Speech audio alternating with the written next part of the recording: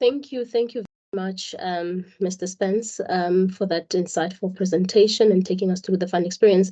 I see there's a question or a hand from Mr. Silas. Mr. Mutupi? Yes, I just have a few comments, and thank you very much, Roger. I really applaud the measures that you have taken in terms of communicating to members. I understand the difficulty, especially if the employer is non-compliant. They are highly unlikely to disseminate the information. Now, I just want to make some few comments. You mentioned something regarding reduction in contribution to help some of the defaulting employers. I've seen some cases where the employer, some of the funds will reduce contribution rate, but then you find that the rules are not amended to cover that issue. So very important that the rules are amended, and once the amendment has been approved by the FSCA, then you can apply the reduction of contribution. Now, I've also seen cases where employers enter into a payment arrangement, they call it the acknowledgement of debt, with some defaulting employers. From our office as the pension funds adjudicator, that remains a matter between the fund and the employer. The payment arrangement that they've entered into, it doesn't necessarily preclude us from ordering the payment of RE contribution or ordering the employer to pay what is outstanding. So I'm not saying it's not allowed. You can enter into that arrangement, but then it's a matter between the fund and the employer. Now, I've also seen some funds, if an employer is defaulting, they terminate the participation of the employer in the fund. But then the fund must be careful to follow the rules. The rules would normally prescribe the procedure that must be followed when you terminate participation of the employer. That includes informing members that this is what will follow. We are terminating the employer's participation, and this is the process that will follow in terms of payment of your benefits or claims, whatnot. Yeah, most of the rules will prescribe the process. So I'm just saying funds need to follow that process. We've seen cases where the rules are not followed in terms of terminating the employer's participation. Thank you very much.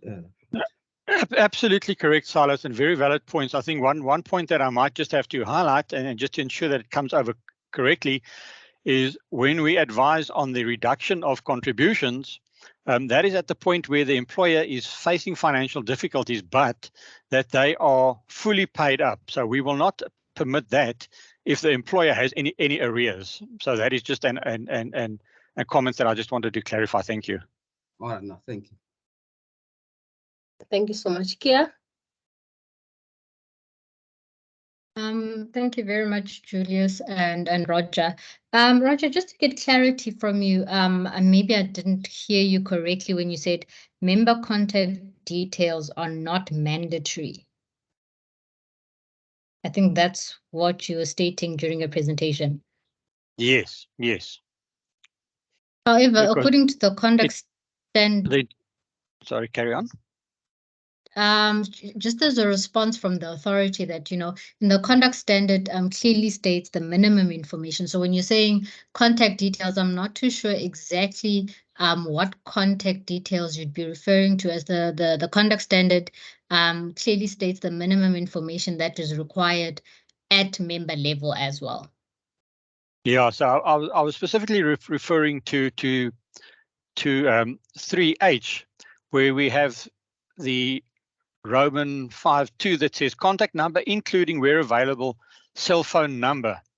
So what one sometimes finds is that the contact detail that is provided would be the participating employer's switchboard number, and that absolutely to the fund means nothing if we want to communicate directly with members. So I think what I'm trying to drive home is we need to have at least mandatory member contact details, and not just a contact number of the employer. Thanks, Kia.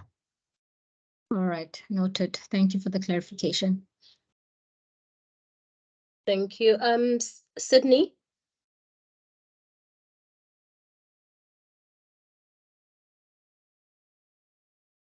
Sydney, please unmute yourself.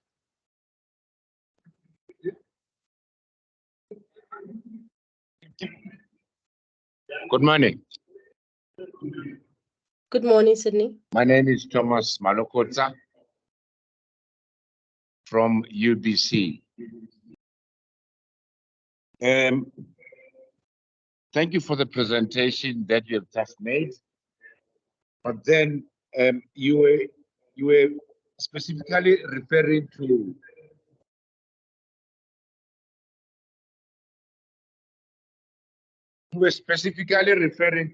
especially you touched on the item of Section 30A with regard to the umbrella funds. Now, if I may ask,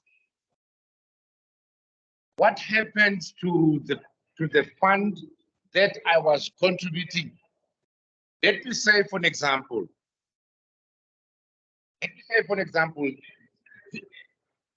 this fund was a pension fund, correct? Now, the employer, and in that first pension fund, prior to the decision that now I'm now transferring my contributions to the Provident Fund, right? Now, what happens if that first pension fund has got a surplus apportionment scheme, and now the employer has decided that now we have to transfer the fund to the umbrella fund? What happens to that surplus? That's my first question. The second question is directors of the companies that have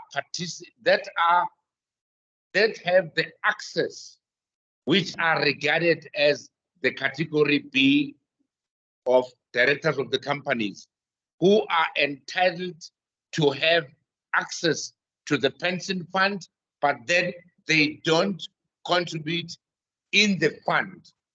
What happens to them? What does the Act says? Is it covered? Are they covered also under Section 30A or not? This is what I'm asking.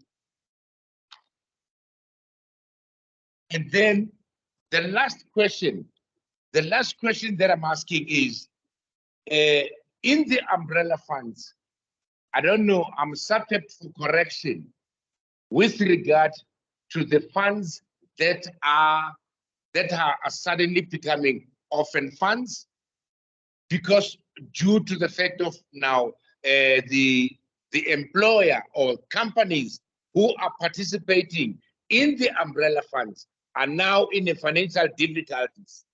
Are they not part of that problem? Because now, since the company is now in a financial difficulty, suddenly today we're having orphan funds, query funds, because now employers have got a tendency of opening up new funds, whilst that first fund has got assets and liabilities.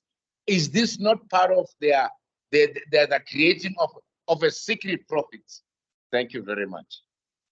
Thank you, Mr. Sydney. It will be best if you, no, it's written Sydney, my apologies. It will be nice if you break down your questions, but maybe Mr. Spence can respond to whichever question he feels comfortable. And remember, we do have a Q&A, so whatever questions, if you have more questions, you can ask them in the Q&A. Mr. Spence?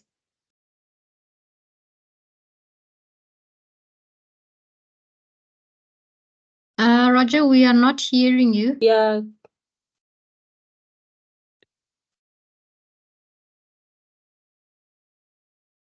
Still can't hear you. Mr. Spence, we can't hear you.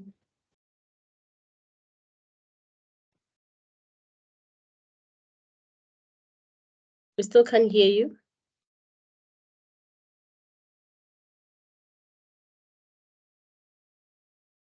Okay, Gia, while we're still waiting for Mr. Spencer, can you comment?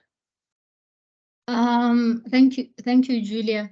I just wanted to respond to, you know, give a short response to some of the questions Thomas raised in terms of surplus. You know, the surplus would be dealt with according to the surplus apportionment scheme. You know, according to my recollection. In terms of noted, Roger, in terms of the directors, at the end of the day, the fund rules would dictate the eligibility, if I'm understanding his question correctly. Directors of companies belonging to that fund, it would be dictated by what the eligibility or membership states in the rules of the fund. And then in terms of orphan funds, as I've stated, one of the things that we are looking at, you know, where employers are moving or jumping from one fund to the other, we are looking at you know, what we can do best with the CIPC. Now that to a degree we sort of have access to some parts of their system. So we are looking at what we can do to see how we can identify a director or shareholder that has started a new company and perhaps that company is now operating in a different fund or the same company is operating in a different fund as well. But we are welcome to, you know, suggestions around you know, those issues relating to employers moving from one fund to the other and so forth. Thank you. Thanks, Kia. I seem to be back. I've plugged in the different mic. Can you hear me now? Yes, Jack, I can hear you. Yeah. So Thomas, thank you very much for your questions. Apologies, I'm having some issues with my mic again. So yes, the surplus will be dealt with in terms of the surplus apportionment scheme for that particular fund, and it will then form part or either be distributed in accordance with that specific approval. On your question around directors and Section 13A, the special rules of the particular participating employer will have categories of members, and it all depends on how that scheme had been set up and what the special rules provide for in terms of the various categories of membership of a participating employer. Your question around orphan funds, the way I understand it is it's most probably referring to funds terminating with arrears and then eventually going into liquidation and then ultimately becoming deregistered funds. So as far as possible, those arrear contributions are gone after to try and obtain and secure those arrear contributions of those members. We know that in many instances, this is a very real challenge, as we've highlighted previously through the SAP system. But what we also do is the appointed liquidators also are utilized to go after the participating employer and try and collect as many of those arrears as possible. But yeah, your points are well made and noted. Thank you. Thank you so much, Mr. Spence. Just one last question. We're running out of time. Mr. Maseko? Thanks. Well, the question is not necessarily directed at Roger, but I think at previous speakers as well. It's on this member fund and employer communication. Something seems to be not working properly.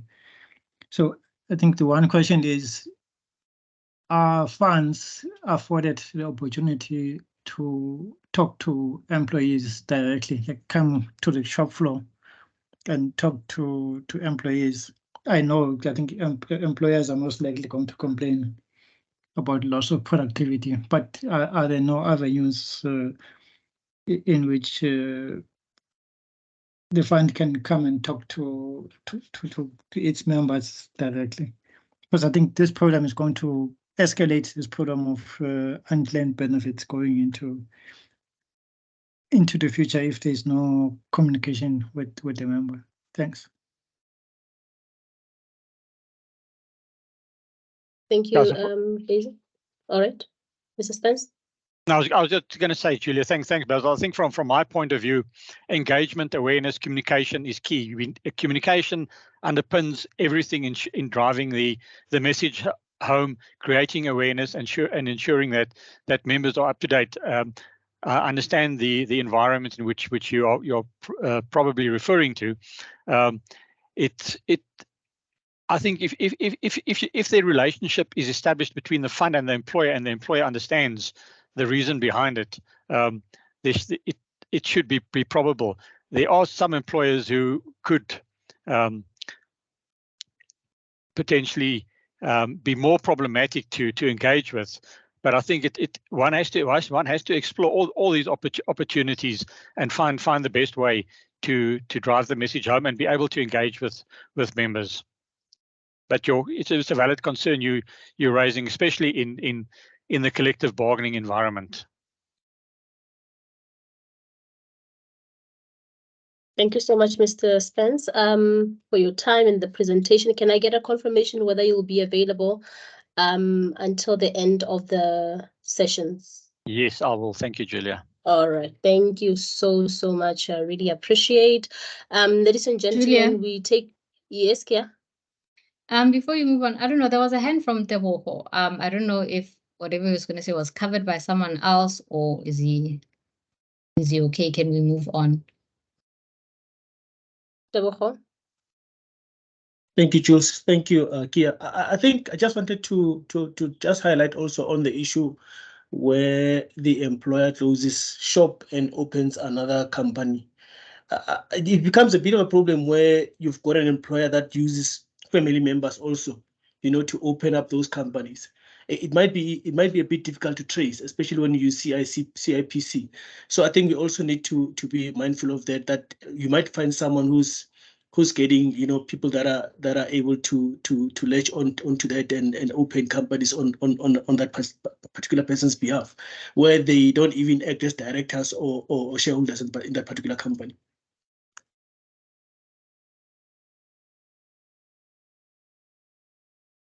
Thank you so much, Tebogo. Ladies and gentlemen, we take note of your questions in the chat box and we'll attend to them during our Q&A session.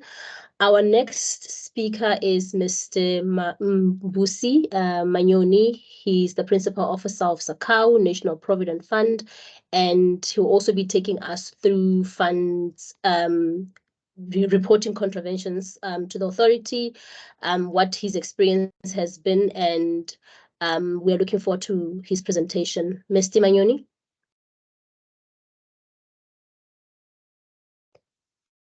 Okay, can I get an indication whether Mr. Manyoni is here with us?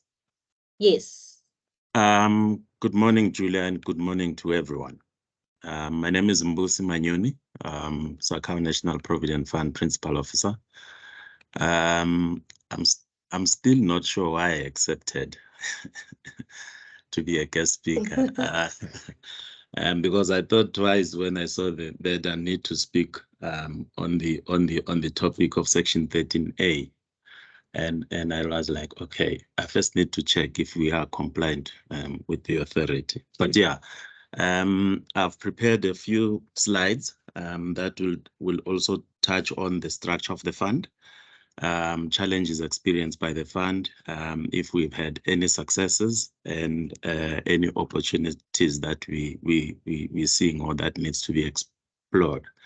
I'll be very direct in terms of what our fund is doing, and it's not going to be like your what other funds are doing and anything else, but it will be what the fund is currently doing. Without wasting any time, I will quickly share my slides with you, which will talk firstly on the fund overview, If you can give me a minute.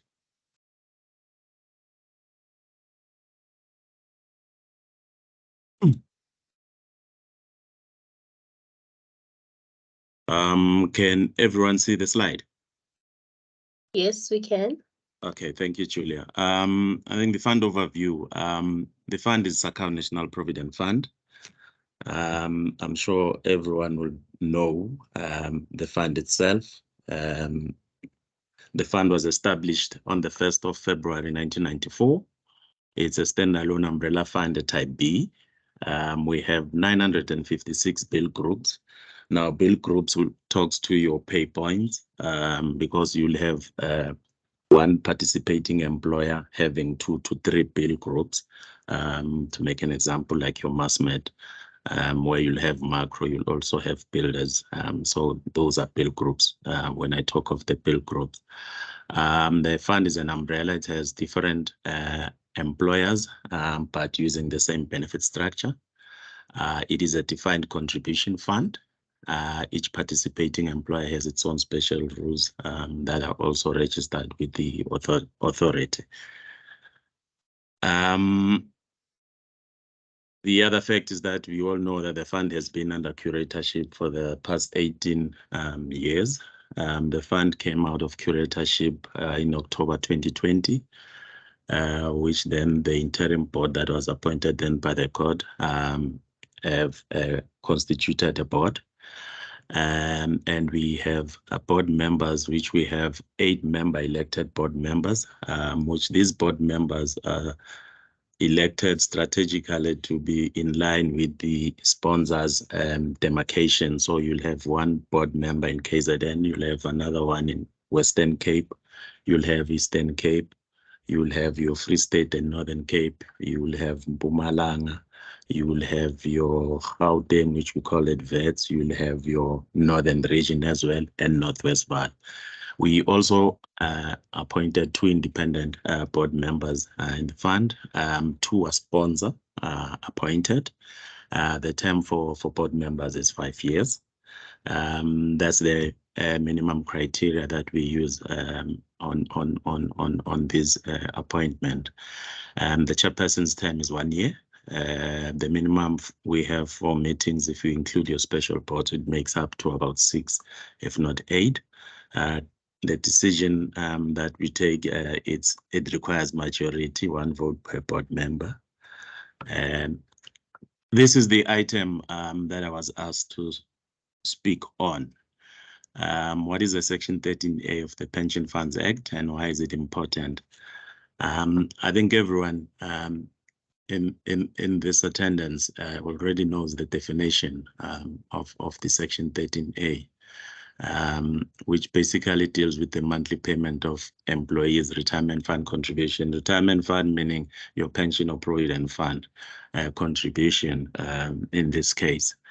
Now, why is it important to us to make sure that we have members, we have employers that are making sure that they contribute? In a DC fund like ours, contributions determine the members' share of fund, and by extension, the members' fund benefit is reliant on the fund receiving the contribution timelessly, which must then be invested timelessly as well. And the Act states that any contribution to a fund shall be transmitted directly into the fund's bank account not later than the 7 days after the end of each month, of which such contribution is payable. The Act places an obligation on employers to timelessly pay all contributions to the fund. Now, that's what the Act says. And we all know that not all employers are compliant to this. Now, in our fund, what happens in a case of late payment, it's similar to my previous colleague, Spence. We have a 30 and a 60 and a 90 days later, where the 30 days later is purely a gentle reminder to the employer, reminding him that we did not receive contributions. You know, sometimes that employers, they might have been busy and they forgot to pay contributions. We give them a benefit of the doubt. Then when the 30 days elapses, then we go to 60 days later, where it's also a follow-up letter, which is more like now we are actually confirming that we have not received the contributions. And in that doing so, we'll also, on that 60-day letter, inform the sponsor, which in this case will be the union official. Now, how our fund, when I said the board members were member elected, was also strategical to have one board member in each region. It's for times like this when we need to have one of the board members in KZN, that we can give or delegate participating employers that are non-compliant within that region to go and visit those participating employers with the union official. Because remember, the union officials in this case are very much key in the fund, as they are the same people that are opening doors for the fund, negotiating on behalf of members to have employees participating in our fund.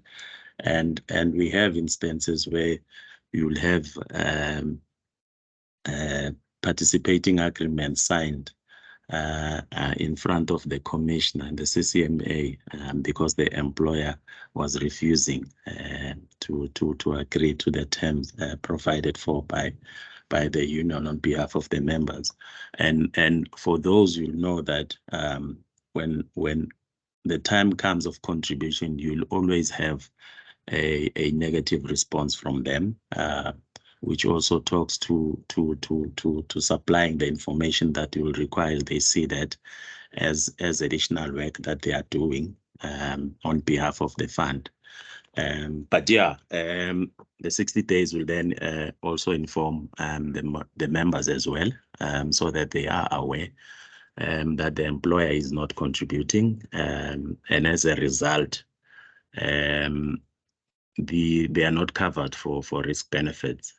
And we also have your 90 days letter, which then is sent through the administrator, which is as a form of a letter of demand, informing the employer of the outstanding contributions and the late payment interest that is due for that non-compliance. And in that same letter, we'll also inform the employer that the authority or the FSCA has been informed of their failure to pay contribution and submit the contribution schedules. I think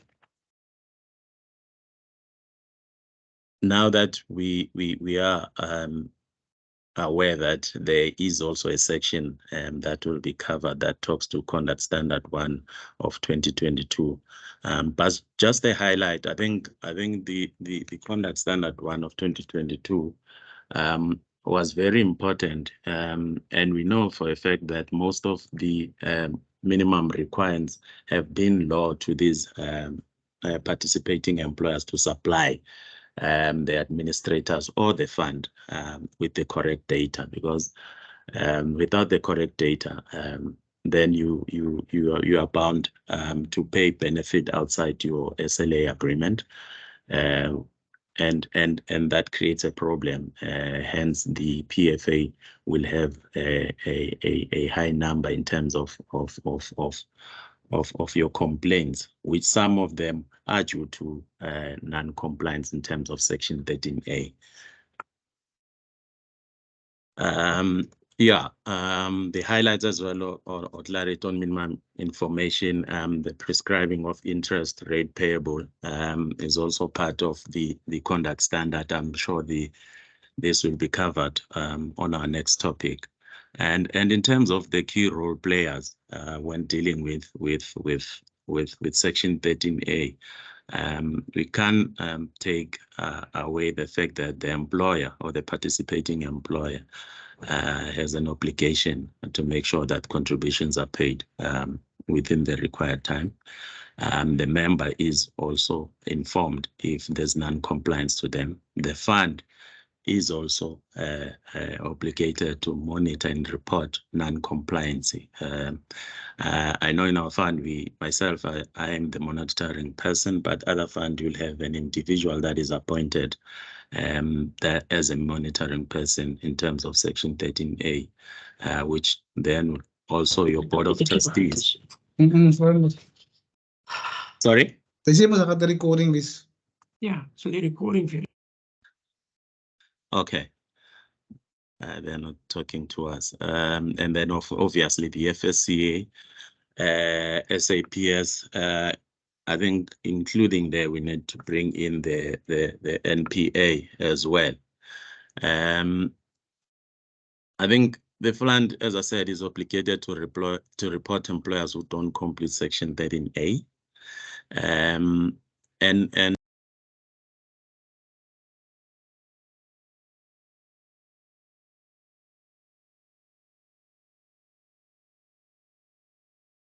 Mr. Manyoni, I think we seem to have lost you.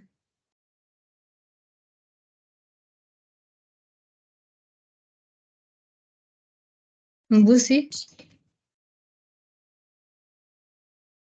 Yeah, I think oh, he's on mute. Yeah, can you please assist muting? Can you unmute him? I'm not able to do so. hello, can you hear me now? Yeah. Yes, we can hear you. Okay. Can you still see the slides? No. I apologize for that technology.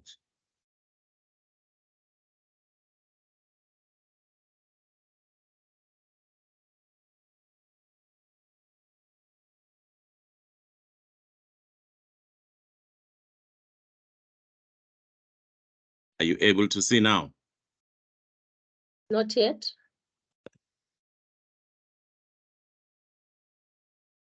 Mbusi, I can share your slides in the meantime.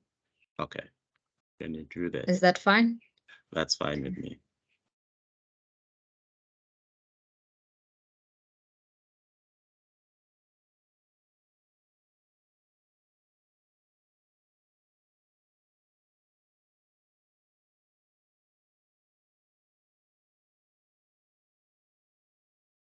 Yeah. Yes. Have I gone too Oh, far? No, Yes, who's yeah. sharing? I think it's Mr. Manyoni sharing. Am I? But he's sharing a conversation. Yeah, so you are sharing a Teams screen. Please share the presentation instead. Yeah. Let's do that. Try again.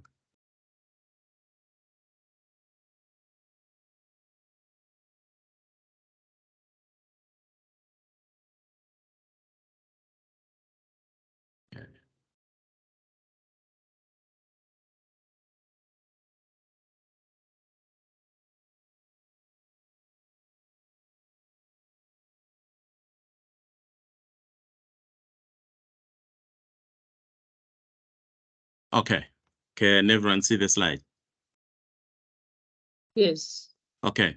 I think in our fund, non-compliance of participating employers with regards to payment of contribution have always been an issue. But I must say it became worse when COVID struck as numbers escalated. And to date, we still have companies that have not recovered from COVID. We also have companies that have closed that down through to COVID. But what we are doing as a fund together with the administrator is that we are monitoring all non-compliant employers and have managed to arrange payment plans with some of the employers where we'll reach an agreement to look at how much they owe and look at maybe if they are able to pay the current contribution plus the previous month's contributions going forward to a certain period until they are up to date. And I must say, some of the employers have been very positive in doing that. And we are slowly getting back in line and having less and less of non-compliant. Obviously, this assists us more when we have the administrator that is always on their toes, making sure that non-compliance is reported and they do constant follow-ups with the relevant participating employers and reporting and informing the board of non-compliance. Also, the sponsor as well, like I said, plays an important role in our fund because then they're able to then inform us if the company now has closed down. We had situation where an employer closed down the establishment and open another establishment, but not in his name, in the brother's name, and we had to catch up with him, and that was good because if we did not have the union official in that region that was assisting the fund, members would have lost out on the outstanding contribution. And I think typical for umbrella funds like ours, errant employers have to be terminated. The question to be asked is this acceptable practice and conduct, considering the implication this has for affected members? And yes, in our rules as well, it states that after a certain period of time, without receiving any contribution, the fund or the board can make a decision to liquidate the participating employer. But again, in this case, that's when members are losing out on their monies, and one is not saying if it's not liquidated, we would have pushed the employer to the corner and ended up paying the benefit. But again, it's something to think about. Reporting to SAPS, yes, that it's still a problem. I don't, as the previous speakers have mentioned, not everyone, if not most of the police people that you get working at SAPS are able to assist you. Because when you go in there, I came out none the wiser, not knowing whether I'm coming or going, because I had to repeat myself to more than 3 to 5 people of why I'm there and why am I doing that. There's also an issue as well of prescription in the context of area contribution as the claim prescribed after a 3-year period.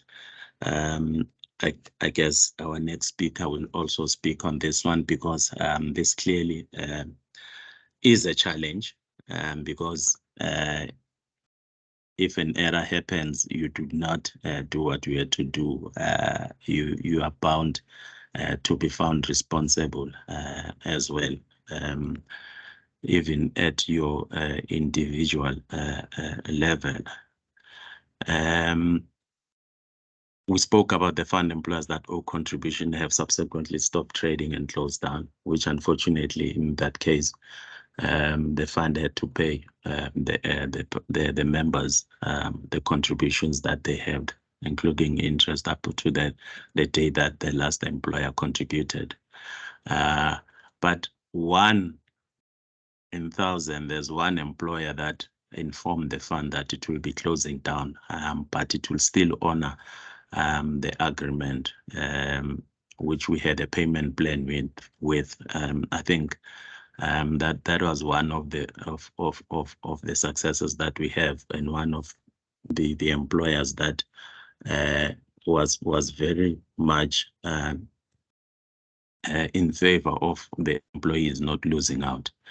The other part that challenges that we have in our fund is that employers are continuing to ignore the conduct standard, even though the information or communication was sent through to them by our administrators in time, because they needed to be made aware of the requirements going forward, with the conduct standard coming to effect on the 19th of February 2023, and we summarized them nicely by the administrator, where we told them what exactly needs to be in the contribution schedule when it's sent to the administrators or to the fund.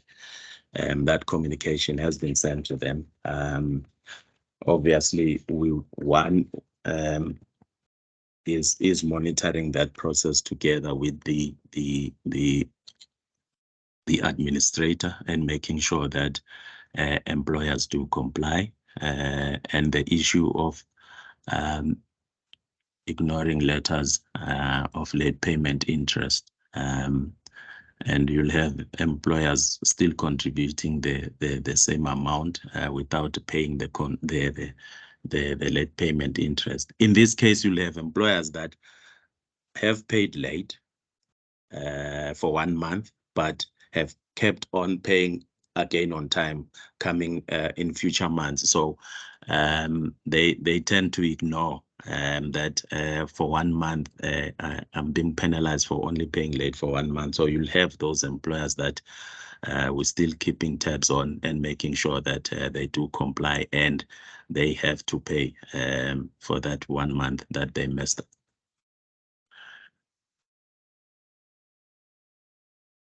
I guess this also talks to the monitoring of the fund. In effect, if legal proceedings for the collection of area contributions are not instituted by a fund against an employer or its liable person within 3 years, prescriptions applies and can be raised as defense by these employers. And I guess what we are trying to outline here is that maybe we need to take a different view, if possible, into looking into this, because at the end, trustees, the PO or the monitoring person, even administrator, can be sued for errant employers prescribed contribution, which then will then create problems, or people might not feel encouraged taking up the board seat in the near future. I think in our fund, opportunities to be explored is that the fund is in the process of gathering and updating members' cell phones, which will make it easier for these members to be informed if the employer is not contributing. If we communicate important information that relates to the fund. And yeah, I think the administrators will has enhanced their data as well, and they have plans in terms of the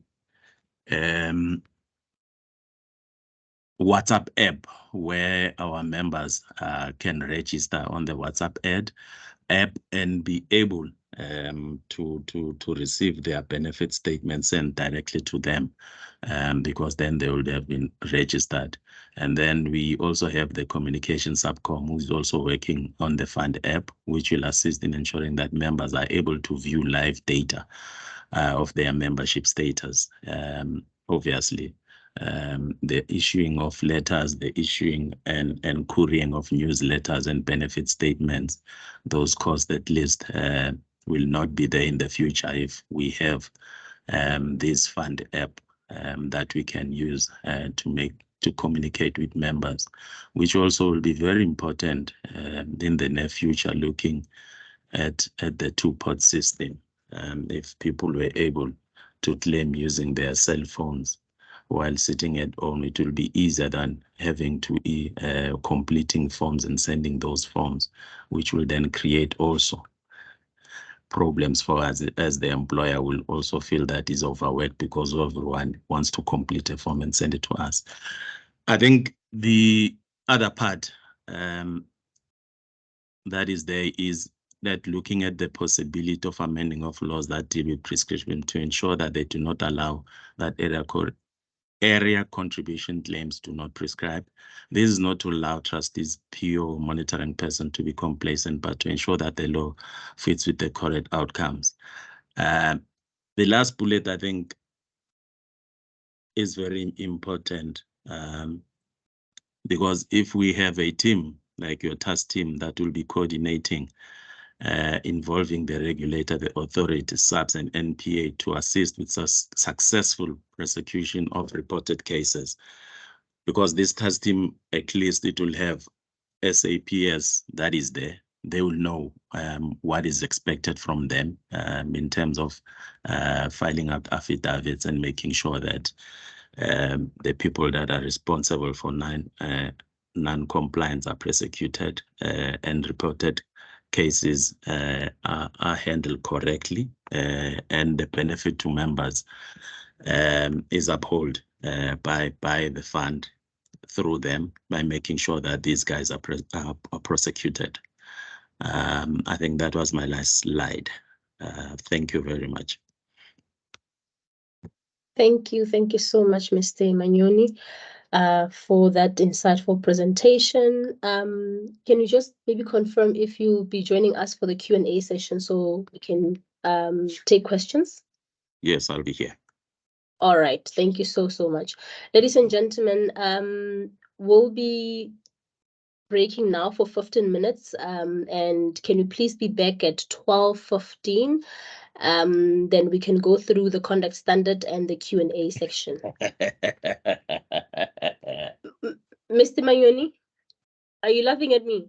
No, I'm not Oh. laughing at you. There's someone that barged into my office and started laughing. Okay.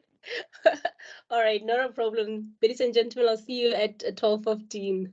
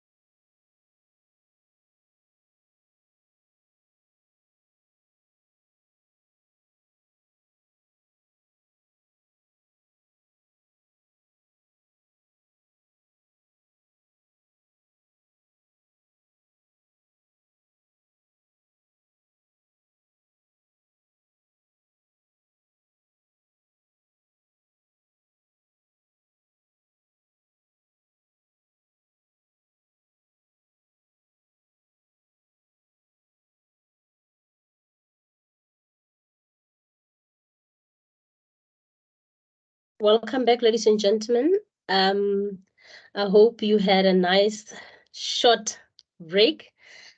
Our next speaker is Mr. Tebogo Ramushu, who's a specialist analyst in the Retirement Funds Conduct Supervision Department, and he'll be presenting on the conduct standard. The presentation will also cover some questions by Mr. Rodney Shuttleworth and Wanda Masike on reporting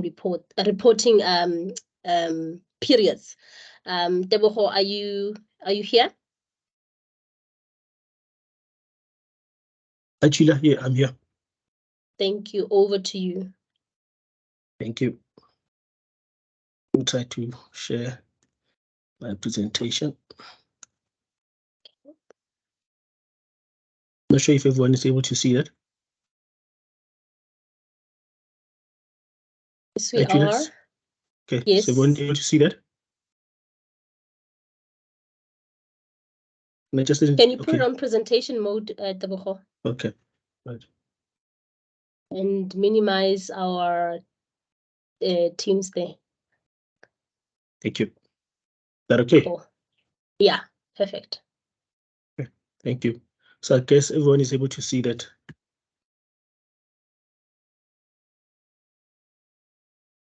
Okay, thank you, Julia. Yes. Afternoon, everyone. I've been requested to present to you on the conduct standard. I think we've heard a lot about the questions that have been raised, in today's presentations regarding the conduct standard. I'm just going to take you through some of the. I'm not going to go through everything, but I'm just going to take you through the changes that have been made. Presupposing that people are aware or delegates are aware of what was presented in the Regulation 33, and you also are versed with the contents of the conduct standard. So I think what we can take from this is that the conduct standard is there to repeal the contents of Regulation 33. And I think the regulator saw the necessity to make improvements on Regulation 33, and also to prescribe formats with regards to how to report certain matters when it comes to the conduct standard. So if you check, the key differences there would be the definitions, the notification to employers, communication, which is now prescribed should be in writing, and the prescribed formats with regards to reporting, late payment interest, and the outsourcing of recovery of area contributions. That is by attorneys that are appointed by the funds. So what's new? With regard to definitions, we defined what is it that communication should be in terms of. So it says that the communication to every member must be in writing. And it should be in appropriate electronic medium that is accurately and readily reducible to writing or printed form. So initially it was just I think it was just meant that you can communicate in either way that you'd like to communicate to members. So I think now it's quite clear that communication should be in writing, so that the members can make reference to what is reported to them with regards to the area contributions. And again, I think the definitions also make provision for division of the monitoring person, which means an authorized person referred to in Section 13A(6)(b) of the Act. I think most people were under the impression that the principal officer is the monitoring person. So I think we're all aware that the fund can appoint, beside the PO, to appoint another person as the monitoring person of the fund. So the other notable differences is the notification to employers. I think initially we didn't have this particular provision in the conduct standard, but now funds are required to inform the employers of their duties and obligations, and the Pension Funds Act, specifically with regards to Section 13A, and that information should be relayed to the employers prior to them participating in the fund. And again, it has to be done at least once a year after commencement of the participation of that particular employer, or participation in the fund. And the other thing that has been drafted into the conduct standard is the format that is determined by the authority with regards to notification to employers. I think we've got these annexures. I'm hoping that everyone is aware of them. And annexure A, B, and C.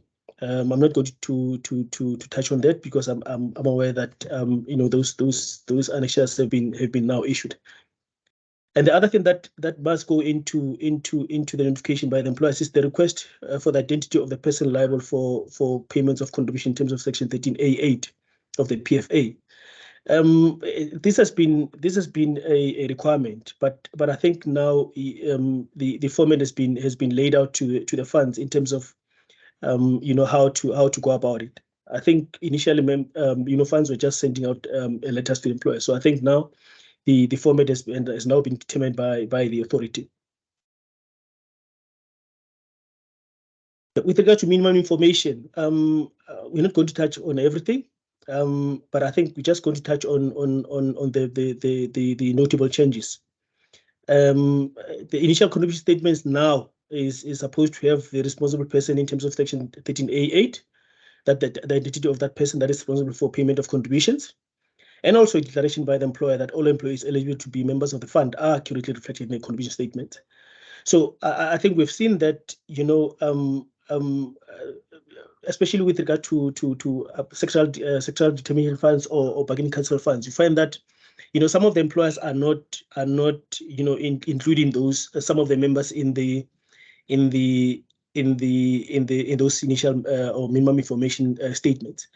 So that particular information must be accompanied by a declaration by the employer that all employees that are eligible to be members of the fund at the time that they send that particular information are accurately reflected in the contribution statements. And I think that's one other thing that the OPF, Office of the Pension Funds Adjudicator, has been grappling with, where they find that a complainant will send a complaint to the OPFA saying that they started participating in the fund from the 1st of April, but the employer will have started competing for them later after they've joined the employer. So this is some kind of declaration by the employer to say these are all the eligible employees that I have currently in my employment. And also the subsequent contribution statement will also have all the information except changes in responsible person in terms of Section 13A of the PFA, and also declaration by the employer must remain. So that declaration must always remain. So whether it's initial or subsequent contribution statement, the employer must declare that these are the employees that I have currently in my employment. So with regards to the changes on the minimum information, those are the ones that I highlighted in red that have been included included in the current conduct standard that were not initially in Regulation 33. So I'm not going to go through them. I think the delegates here are aware of them, and I know that some of these issues have been raised before, like your tax number, where they're saying not all the members are required to register for tax. But like the previous speaker has said from Batsita, that when it comes to Section 14 transfers, the income tax number is required. So I think that's one of the issues that we need to be cognizant of, that it doesn't only apply for the minimum information, but it also applies to other aspects of the regulation. And again, I think the other thing that has been latched onto was the information that is required, especially where we're saying where available.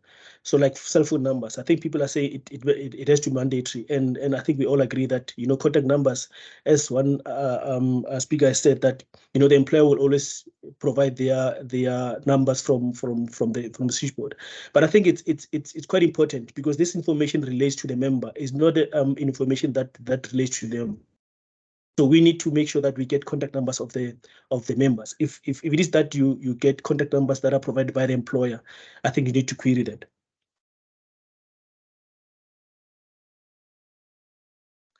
So I think this is one other aspect that has been debated, and I think I'm hoping that the timeline that is going to be outlined here will provide some guidance. So with regards to the reporting, especially with regards to area contributions, I try to give an indication of the reporting lines.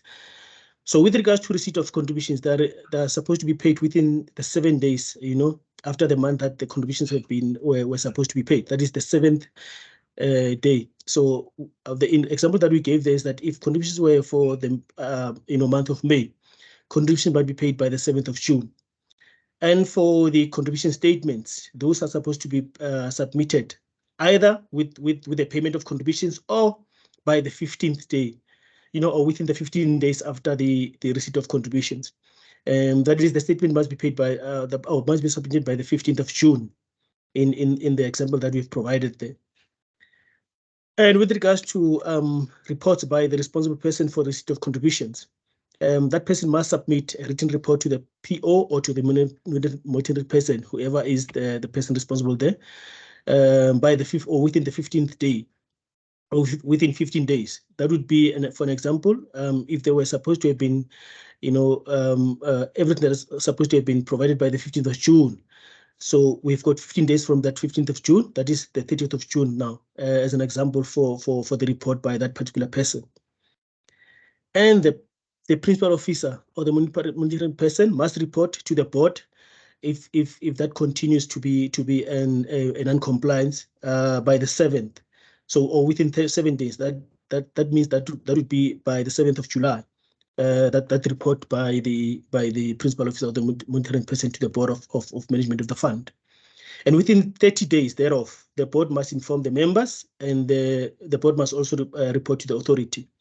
So as an example for the reporting period, that would be the 6th of August, as per the example that we've provided there.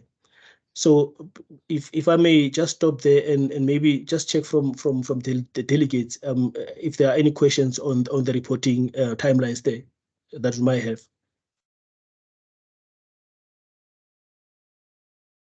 Or should I continue? Julia, are there any questions? Yes. Yeah, there were questions just before the presentation, so I'm not sure if there are concerns or you've provided clarity. Clarity on the okay.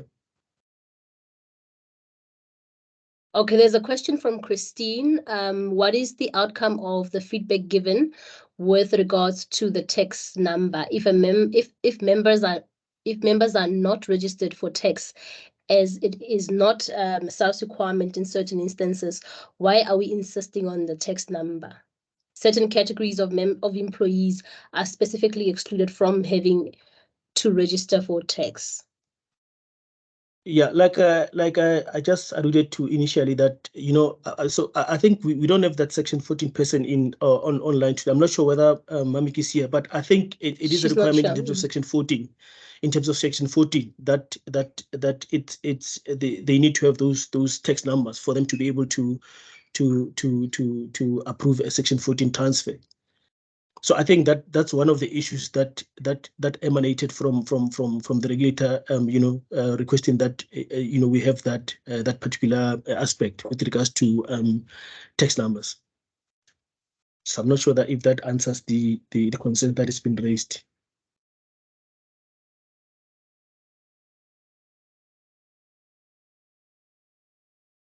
Thank you, Tebogo. There's another question from Alicia. Does the FSCA expect reporting of significant contraventions or all contraventions? What is significant to the FSCA? I'm of the view that we require, as long as there are other contributions, I think would require the funds. Is there anyone trying to speak again?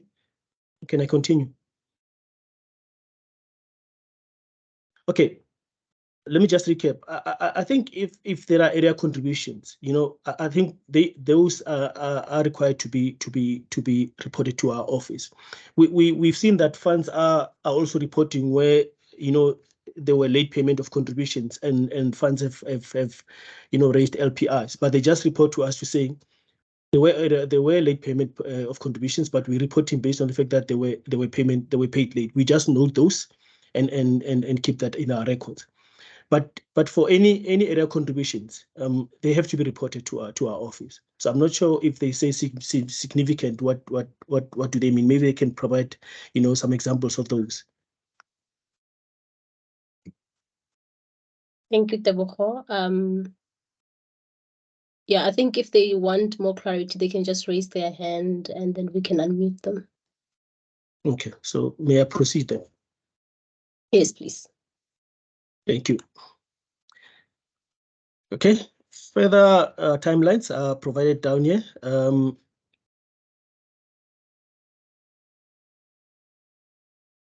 So I think it's just a recap of what we've just discussed now, and below that we've got the 90-day period now. So if there were no receipt of contributions or contribution schedules, so the other reporting period would be the 90-day period. That would be on the 13th of September. So this is where now we go into the leg of now reporting to the SAPS. That would be 14 days after the 90-day period. And I've heard so many concerns about reports to the SAPS. I'm just going to give you our experiences with regards to that. We previously had conducted a training with regard to the SAPS. We also had countless meetings with the NPA. And initially with the Johannesburg branch, we had a person that was responsible for ensuring that we report those things and those area contributions, and they'll take up those matters. And they also provided on their part what they think should be entailed in the affidavits or the statements that are issued to the NPA. Unfortunately, with regards to these offices, I think we all know that you might have someone allocated. And the next month or two, that person has moved to another province, and we have to start the process all over again. So and due to COVID, that process stalled, and we are now in the process of trying to resuscitate the program again. Going back to the SAPS and trying to provide that further training to them. And also, getting responsible persons at the NPA that will assist us in terms of taking these matters up. I think that will be communicated in due course as and when we've started the program again, and funds will be informed as to the progress made in that regard. So I think to the funds, bear with us because we're trying to research that program again, and we'll inform you. So last week we had a meeting with one fund where we had an indication from the fund that they will assist in terms of trying to research the program and assist us in terms of providing training to the SAPS and also the NPA. So I think we will accept any assistance that we can get from the industry in that regard. So if any of the people that are in the webinar today are able to assist in that, we'll gladly accept that particular assistance. So the interest on late payment of contributions. I think this has been also raised this morning with regards to how it's been calculated now, And in terms of the conduct standard, it says that it should be from the first day following the expiration of the period. So that means on the 8th day, that's when we'll start calculating the late payment interest on the area contributions. So that is a change from what is being provided for initially in Regulation 33. Okay. And with regards to the outsourcing of recovery of area contributions, I think what we can indicate is that there was no, how can I put it? There was no regulation with regards to how that is done, and unfortunately, I heard that there were concerns that were raised again by Batsita with regards to regulation of fees. I think this is something that we can take forward with authority to just determine from them that are they averse with that? Do they have the appetite to deal with regulation of fees? Okay, but I think the what we can take from that is that what we noted is that what was provided for in the conduct, Richard, the fees must be reasonable, and that does not hinder the fair outcome of the member and the fund. And another thing that we gathered again is the keeping of the collection of those contributions in the account of the attorneys. So that is now being regulated to say that as soon as they're being collected, they should be paid within 7 business days of receipt of by the said attorneys. Okay. And I think this is one thing that we've also grappled with, where the conditions were just kept for longer periods, and they were paid way after the time that the attorneys had received them in their bank accounts. So the other thing is that again there has to be steps taken by the attorney in the event that the employer does not pay over the area contributions on demand. So the timelines for the recovery of the contributions has to be indicated. And the frequency of status reporting by the attorneys has to be indicated. So it has to be agreed between the funds and the attorneys on those timelines and the frequency of reporting. So the impact of the funds, I think that was also covered by Batseta representative with regards to the implementation of the conduct standard, where issues were raised regarding the IT system changes. That is going to take a lot based on the membership that these funds are having and the employers that the number of employers in their respective funds, and also reporting periods. I think we've taken note of that, and I think maybe by the fact that the funds were given like 6 months after the publication, we were of the view that it might have given the funds ample time to be able to get the house in order. So I heard from the Batseta rep that funds are also still requiring more time for them to be able to comply with it. So I think we will be going out as the authority in due course to determine whether funds are really complying with that, and based on the findings, I think those will be reported to the authority, and that might determine whether ample time might be given to funds for them to be able to comply with it. So I think that's my story for today. For any questions, I think we can take them from now going forward, Julia. Yes, thank you so much, Tebogo, for such an insightful presentation. Yeah, you can stop sharing your screen. Yeah. Thank you. We have a couple of questions. So I think we'll just now transition into the Q&A session as well. I see that Mr. Mutupi is still here. Mr. Spencer is here. There's a question, Tebogo, from Mr. Basil Maseko, and he's asking why not train a trainer in SAPS or NPA? Okay, Julia. So there's a comment from Mr. Maseko. He's asking why not train a trainer in SAPS or NPA? Yeah. Like I said, I think it's upon the SAPS to say to us, this is the responsible person that you can train, so that he can provide that support to the SAPS. Hence, I said that we'll reach out to the SAPS, and as and when they give us a responsible person in their respective departments or units, then we'll be able to provide that training. So initially, it was just provided. I think what they did was they just brought persons from the respective divisions to say these are the people that are responsible and train them. But unfortunately, with this environments, we get someone that you train today, and the next time they're not there anymore. And I think that's one thing that we've grappled with before. Like the NPA also, like I said, in Johannesburg, we had a responsible person that that was dedicated to this particular process. And unfortunately, due to COVID and them changing personnel, we have to restart that process again. Thank you, Tebogo. We have a hand from Mr. Shuttleworth.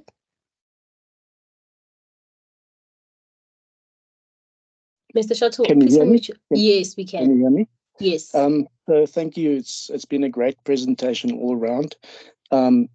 I just wanted to, I put through a proposal in a comment, and it would be great if the head of police could provide us with a letter that we could take with us to the SAPS police station or whatever, where it basically tells them exactly what this is about and what they need to do for us, some sort of letter of authority. So that was just a suggestion. Thank you so much for that suggestion. I think Tebogo and the team will take it further. Yeah, I just jotted that down on a list of concerns that I have on my part. So I'll just raise that with the authority. All right, thank you so much. Anna Marie. Yes, thank you so much. Tebogo, I still want to suggest, having the process where we have dedicated prosecutors. It links with the training issue. And I wonder if we could, it's not necessarily now, but have an offline conversation about that, because I honestly believe unless we have dedicated prosecutors in the various centers, we will not be, it will just continue to go the way it's going. So maybe we could sit down and just have a conversation of what that would mean and, whether we could develop a proposal around that going forward. Thank you. I think that will be appreciated. I think, yeah, you're right in terms of saying we should take that offline. Please send me an email and send me myself and Kia an email and Takalani. Then we can take it from there. I think we'll appreciate every effort and assistance from everyone. Like I said, from the industry.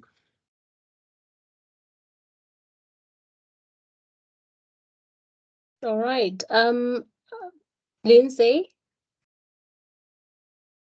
Thank you. Just to cotton on to what Rodney mentioned or suggested about the letter, what I do when I visit SAPS, I always make sure that I have a copy of the conduct standard with me, just in case I need to make reference to it or show SAPS something, and that has helped me in the interim. Thank you. And if I may ask, do you find that working for you when you go and report those matters? Yes, if I take a copy of the conduct standard, it certainly helps. And very often, when I do hand in the cases, the SAPS, those in the charge office are not aware of why I'm actually wanting to lodge a case. So handing that in with or showing them the conduct standard, they should really have a copy of it. But in any event, it has helped me in the past. But a letter would be great, a formal letter that we could take with us. Thank you. Sorry, Thank you for that, Lindsay. So Yes. you've never had any jurisdiction issues raised when you try to open these cases? At the moment, no, because I've got a relationship with the police station that I'm handing the cases to, whereby they are now shipping the cases off to the police stations where the companies are situated. So I'm very fortunate that way, that I've built up this relationship. But obviously, it's an interim. It's for the interim measures only. So something it must be ironed out. Okay. All right. Thank you so much. I have actually found that detectives that have contacted me all over South Africa, wanting more information as to why I've opened the case. Again, if I talk to them on the phone or maybe via email, again, the conduct standard does help me. If I say to them, look, here is a copy of it, go through it. If you've got any further questions, then you're more than welcome to contact me. Very often than not, they haven't actually contacted me again. Oh, okay. No, thank you so much for sharing. Yeah. You're welcome. Thank you so much. So yes, so to Nazim, so yes, we'll share the slides and the recordings will be on our FSCA South Africa YouTube channel. You can look forward to that. Are there any other questions? At some point I could see, a lot of hands, so I'm not sure what happened to those hands.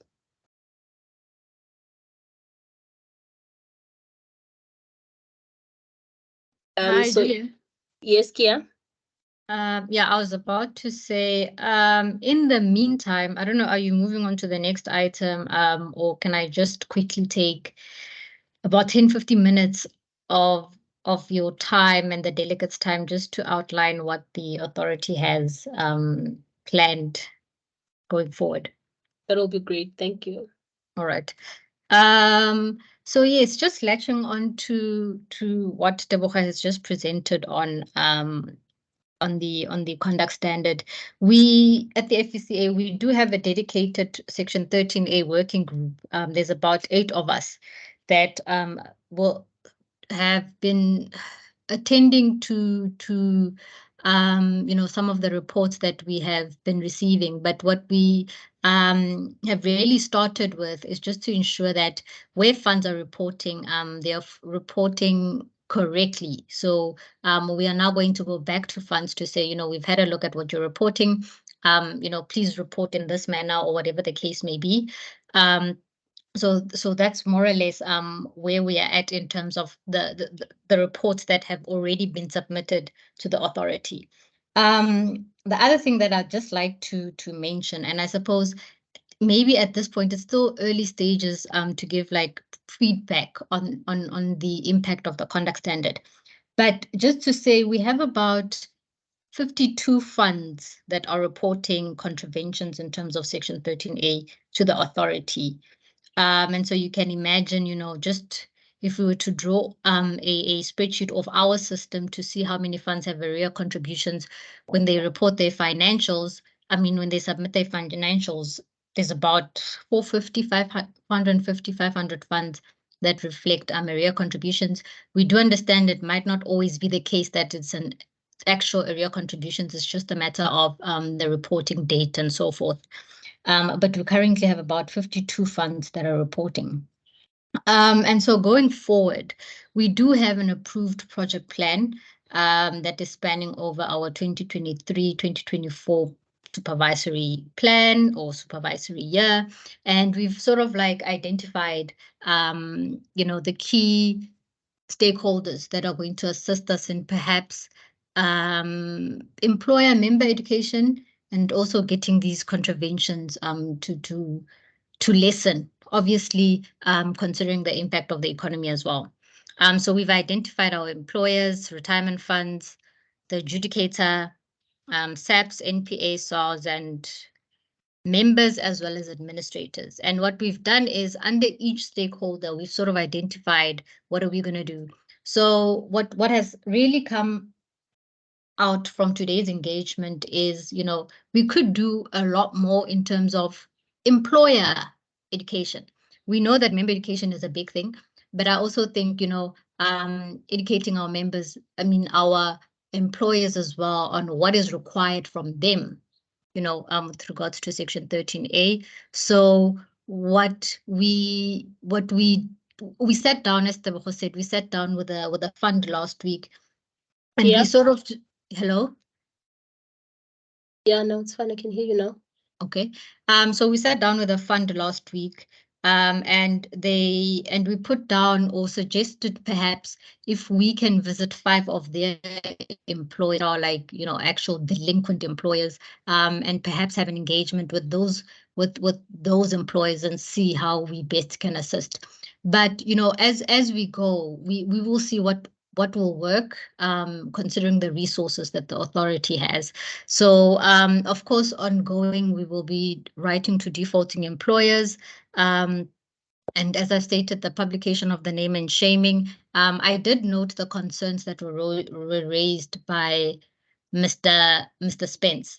I have noted them, and I think it's something that obviously we just need to make the powers that be aware of, and then obviously we will just be monitoring the reporting by the retirement funds together with the boards to see what are they doing on their part. We are monitoring the adherence to determinations. We are trying as best as we can to see what are funds, employers doing about the determinations. And then at the SAPs and NPA level, we are in the process of drawing up a training manual. I think this might also speak to the point that Basil raised. Together with our enforcement division, if they can assist us with that, to draw up a training manuals that can be distributed to our police officers and perhaps the prosecutors. And then obviously we will try our best to engage with SAPS and the MPA, whether it be at a national level, regional level, provincial, whatever that can assist us on a constant basis. Because like Tebogo said, today you go, you speak to Kia, tomorrow you go, they say Kia left and it is Anne-Marie now in charge, so you have to start from scratch. So just ensuring that, there's a sort of like a constant line of communication, or maybe a contact person that we can always go to. But the suggestions that have been made in our chat box regarding what we can take to SAPS and NPA have been duly noted, and it is something that we'll be bringing up during these engagements. And then on a administrator level, so I do understand that, there are issues around the reporting, or the reports that we require from funds with our online submissions and so forth. So what we have planned for quarter 2 and 3 is that we're going to have a similar, very short webinar just on submission. We have an explanatory pamphlet. Hopefully we can distribute that by the end of August. That will assist in the submission of these reports. But we do plan on sitting with our administrators and whoever who would be interested to assist with the submissions. If anyone is having an issue with the submissions online, they can report to the Section 13A reporting mailbox. We can just put that email address in the chat box. I'll try to do that when I'm done speaking here. They can send their reports there in the meantime, but also just inform us what exactly the problem is when they're uploading their submission. So we do have a plan in place. Obviously, we might have capacity constraints, but we will try our very best to see how we can assist everyone that is involved in this whole process.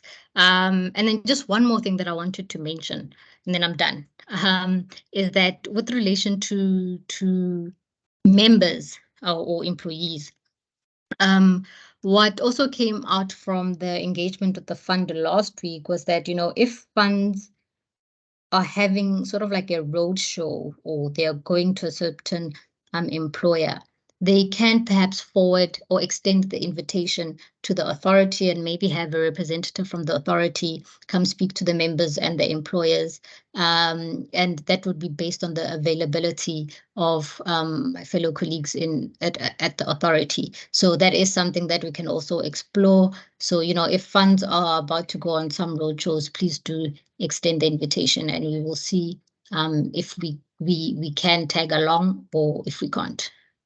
But yes, we're certainly open to suggestions to see how best we can simplify this process. It seems to be a bit all over at the moment, but we are trying. What I can say is, from the engagements or from the webinars, the Bargaining Council and Industry Fund webinars, what came out of that obviously was a task team. We are yet to sit formally as a task team, but we do have about 6 members. We have members from some funds, the National Association of Bargaining Council. We have a representative from Batseta as well as IRFA. So I have noted Mr. Manyoni's suggestion to have a task team, perhaps, for these type of umbrellas, because for these type of funds today, because the processes are different as well. So that is something that we have noted. But yeah, that is pretty much from me in terms of what the authority has planned. And like I said previously, we do welcome some suggestions as well. Thank you.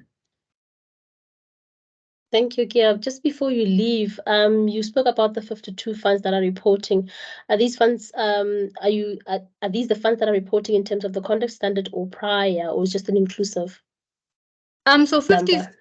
52 funds is everyone, and I think Tebogo can assist me here, but I don't think there was too much of a jump prior to conduct standard and after conduct standard. I think the difference is about 5 or 6 funds that started reporting like after the conduct standard. So even the reporting in that instance, the trend, the numbers are still relatively low. But then obviously in terms of funds, it's 52. But when you look at specific funds, you'll see that the list it's very long. It's a lot of employers. I mean, on the name and shaming list, we have about 2,000 employers, I think. So it's a lot. When you dig deeper, it is a lot. Okay. Thank you so much, Gia. Rodney, did you want to say something?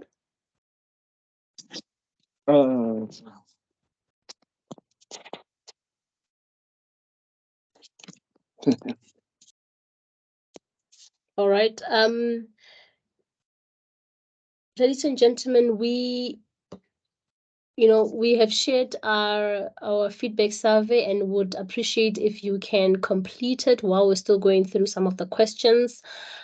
Please feel free to ask any question and we'll try our level best to respond. If we are not in a position to provide you with a response, obviously we can look at the question just after the webinar. Tebogo has shared our Section 13A reporting email that is on the chat box. Gia and Tebogo, there's a question from Mr. Kotsia. It says, as regards FSCA previous engagements with SAPS, what is there that we can direct SAPS to stem from the previous engagement to assist when lodging 13A complaints? Mr. Kotsia, if you're able to unmute yourself, please do so. But Tebogo and Gia, can you please maybe attend to the question? With regards to our yes, sir. Thank you. If you can hear me, yeah. So, Yes. so what I'm after is, obviously the FSCA has had previous discussions with SAPS, and is there anything from those discussions that can perhaps help us, that we can direct SAPS to assist us when we get to these charge officers, and obviously either the commanding officer at the charge office or the constable manning the charge office has no idea about the conduct standard, etc., etc. And I was just wondering whether there was anything, a letter, a document that has been drawn up between the FSCA and SAPS that one can direct these SAPS officials to. Thanks. Okay, well, as far as I know, there was no MOU or any other documents that changed hands between the FSCA and the SAPS. I think at that time it was we were just providing training to them so that they get to understand what Section 13A and what is required for them to be able to open cases. Like I said, I think there was no take up really at the time, because they said to us they won't be able to do anything until we provide them with training. So training was provided. Unfortunately, like I said, you go again and try to provide training, you've got different people again. So it creates a bit of a problem. So I think these are the issues that you're now raising that we can take up and try to push with the regulator or the authority to say, when we provide training, what is that we can provide to them? Maybe we can have some kind of a training manual that we give to them so that they can refer to when they open cases. And I think this is something that we are already busy with, trying to get a manual, a training manual for the SAPS and also maybe with the NPA. Thanks for the feedback, Tebogo. Thank you, Tebogo. Thank you, Mr. Kotsia. Kia Betsui, when will the name and shame list be published? When? Yes, that's from Mr. Basil Maseko. Okay, so at this point, I'm hoping that in the next month we can publish. As I said earlier, you know, we're all waiting for a specific fund to respond. And once they've responded, then the process will be very seamless. And we will be publishing the list on the FSCA website. But what we will do is perhaps just issue a media or press release as well, just to make people aware that this list is available on the FSCA website.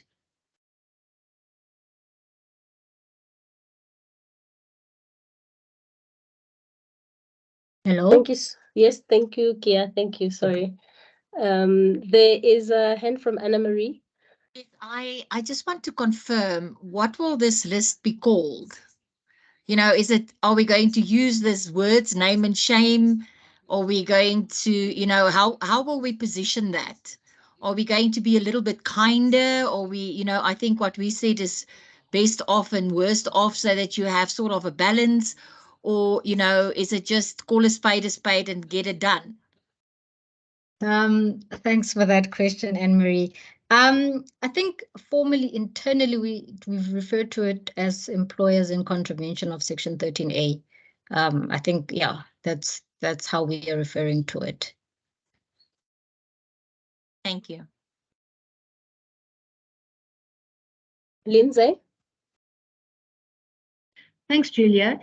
Just a further question on the naming and shaming. The listing of defaulters was provided and is as at the end of April 2023. Now, of course, especially with an umbrella arrangement, lots can go on and happen between the 30th of April and now. Will that particular extract still stand, or will the FSCA ask for an updated listing? Thank you. Thanks, Lindsay. So the current extract will stand. I think what came through when I was going through all the responses was that some funds actually indicated who has paid since the 30th of April. And therefore, those employers are not going to be on the list. So funds did indicate that we have since received you know, contributions for these employers. So I'm not too sure. It's not from the responses, it wasn't clear if all the other funds, is it a matter of at that date, the contributions were outstanding and they're still outstanding when you're reporting. We had given a due date of 27, I think it was 28 July 2023. So when you are reporting, are you still saying they are still outstanding, or, well, they were outstanding, but they have since paid? So some funds did give us an indication. I think what's coming from this interaction is that we might actually have to go back to the funds and ask them to confirm if some of these employers have made payment. Thank you.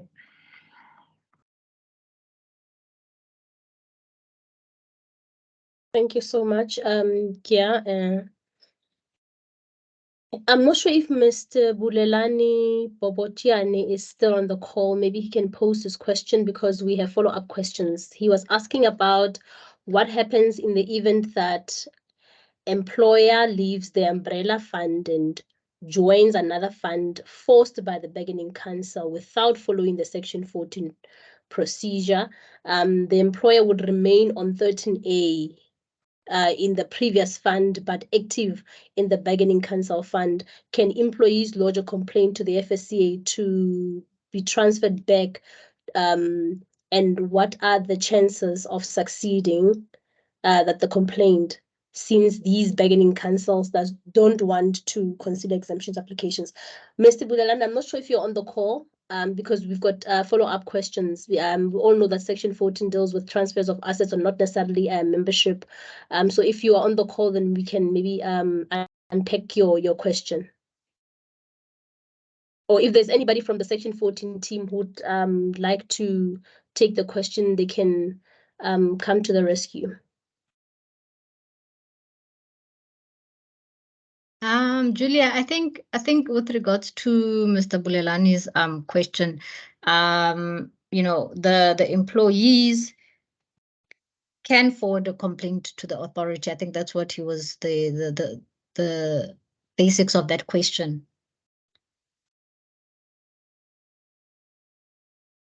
So, yeah, I've got a follow-up question. What type of complaint would this be?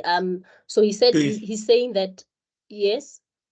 Good afternoon. Yes, I am in the platform. Thank you so much. As we deal with the Provident Fund administration, we would get at times companies that joined the fund way before the Bargaining Council was promulgated. And I understand that as per the Bargaining Council rules, that certain companies that were in the fund before the promulgation of the Bargaining Council may remain with the existing fund or apply for the exemption.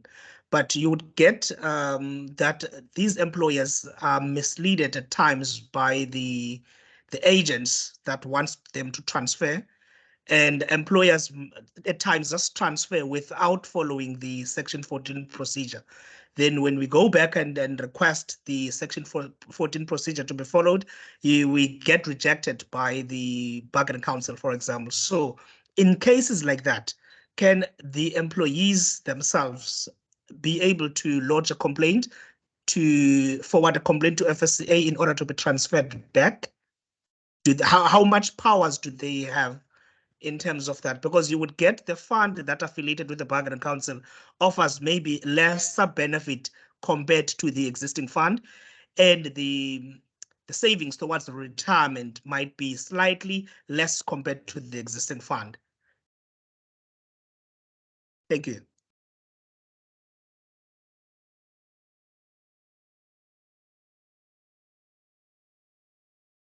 Thank you so much, Bulelani. I'm not sure if we've got our team from Section 14 in this platform, but I also have a follow-up question to your scenario.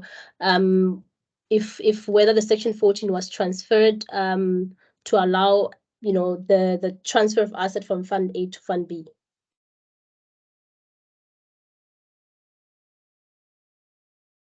Julia. Yes.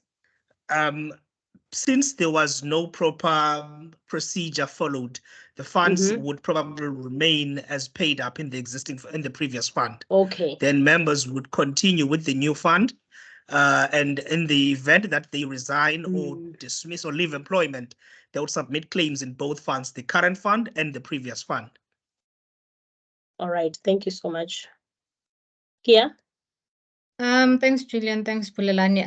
What I was going to say is yes, the employees can submit a complaint to the authority.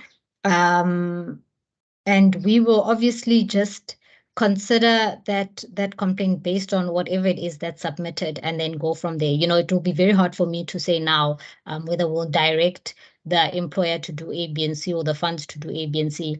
But I think the best thing at this point is for the relevant parties to submit the necessary the complaint referred to, and we take it from there. And the complaint, Kia, will have to be lodged with the Retirement Funds Conduct Supervision, the department. Yes, so they can, yes, they can definitely send an email to myself, and yeah, and then we'll take it from there. All right. Okay, not sure if there are further questions. I hope I was able to capture all the questions, and if there are more questions, please feel free to ask your questions. We have like ample of time. So we have like over 20 minutes that we can use for the Q&A. If there are any questions, please feel free. And in the absence of questions, then it means we are all happy. The authority has taken note of the concerns, the comments, and the importance of a collaborative, effort and engagement. Nandi, can I just confirm if you're able to post the survey?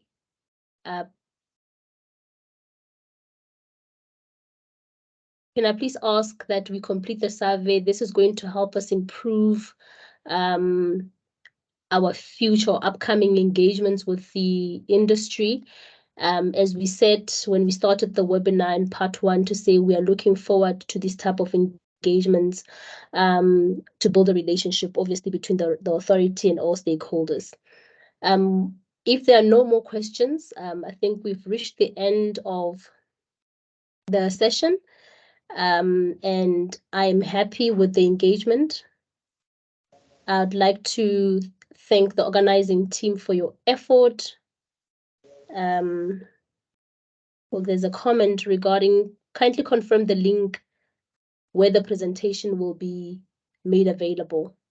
Yeah, so thank you, Lizanne, for that. I think Nandi and Kia will respond to that. And they'll also confirm once the presentations are on our website, and the webinar is posted on the FSCA South Africa YouTube page.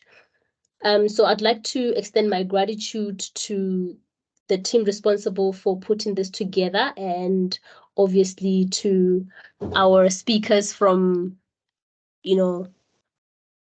from Mr. Silas Mutupi, Miss Annie Marie Dalton, Mr. Roger Spencer, Mr. Manyoni, Mr. Ramushu, for taking time to be part of the webinar.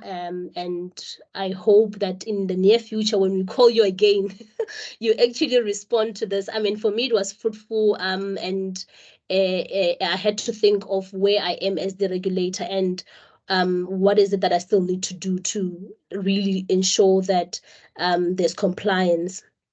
Ladies and gentlemen, thank you 1,000 times, and I think we've reached the end of the webinar.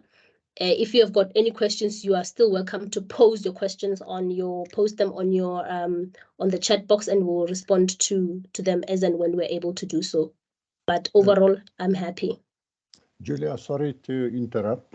Is the questionnaire or the post seminar questionnaire, is it already posted in the chat box or not?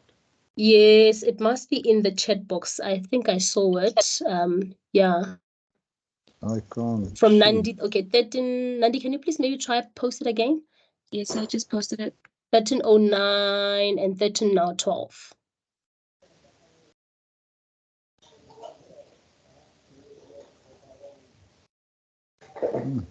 Are you able to see it, Mr. Rost? No, not yet. I don't know why. Perhaps she can send the email. Can we? What is the email that we need to? Email address where we can log in to complete it. It's actually a link. So if you are not able to see the survey or the link to the survey, just maybe type in your email address, and then we can send you the link via email, and then you can complete it. Yeah. Should I type my email in the chat box? Yes, sir. Okay, I'll do so. All right. Thank you. Thank you. Thank you, ladies and gentlemen. Thank you. Thank you. Bye. Bye-bye. Thank you, everyone. Cheers. Bye. Thank you all. Bye now. Bye-bye. Thank you. Bye. Thank you. Bye-bye, Julia and company. Bye-bye, Mr. Mutupi. Okay, I've sent it through. If she can send me the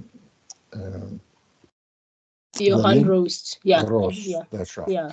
Thank you so much. Okay, Julia, thanks a lot, and have a nice day. All right. Same to you. Bye-bye. Bye.